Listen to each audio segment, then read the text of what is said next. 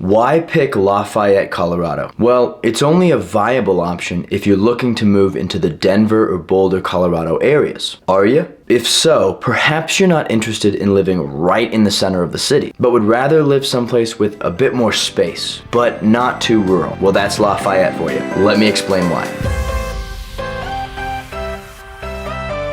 So like I just mentioned, if you're looking for a spot that's far enough away from the city that you're not feeling too claustrophobic, but close enough that you're not out in God's country, then I'd recommend Lafayette. It's located just west of Boulder and north of Denver, which is very conveniently located, especially if your work's taking you into either city. Realistically, the commute into Boulder shouldn't take you any more than around 25 minutes, and Denver about 35 minutes. Now, that's excluding any serious traffic. So would you be surprised if I told you there were a lot of commuters in Lafayette? Clearly you can see why. But Lafayette is also in the center of a lot of other places. If you're looking to get up into Longmont, the town sits right on 287, which is the main avenue north that can take you to places like Longmont or Loveland a bit farther north, or even up into Fort Collins. But then it's also the neighbor of towns like Erie, Louisville, and Broomfield. And so from a location perspective, Lafayette is in a terrific spot because you're not too far from anything, but you're also not too packed in like you may find in other suburbs closer to Denver. Which leads me to my next point, which is that Lafayette, although built up quite a bit, does still give off that smaller town aesthetic to it. Now that's not just because the overall size and land owned by the town is small, but also given its location. Lafayette boasts plenty of neighborhoods, so it's not going to be difficult necessarily to find a home there. And there is plenty of commercial and shopping opportunities that can be found especially along the 287 strip. But it's not as congested, let's say, as other suburbs that are closer to the center of Denver. If you go to places like Broomfield, North Glen, or Thornton, which are all closer to Denver, they're quite built up and they feel a bit more suburban, whereas Lafayette does offer just a bit more of a rural feel. Again, not quite as rural as places a bit farther away like Frederick, Colorado. Lafayette seems to be somewhere in the middle. Now the town does have a beautiful but simple main street, I'd call it, that reflects the older part of town. But again, as I mentioned before, it does have some great shopping there as well as on 287, but also down in the southern part of town on South Boulder Road. So again, in all, Lafayette does offer a small town aesthetic, at least compared to more built up suburbs that are closer to Denver, but not quite that rural small town atmosphere that you'd find farther out on the plains. Lafayette seems to mix a bit of both. Okay, so now let's talk cost of living, because that's a huge factor in one's decision to move here. So Lafayette is definitely on the more expensive side compared to other suburbs in Denver, and especially because it's part of Boulder County, so no surprise there. At the time of this video, the median home price in Lafayette for a single family home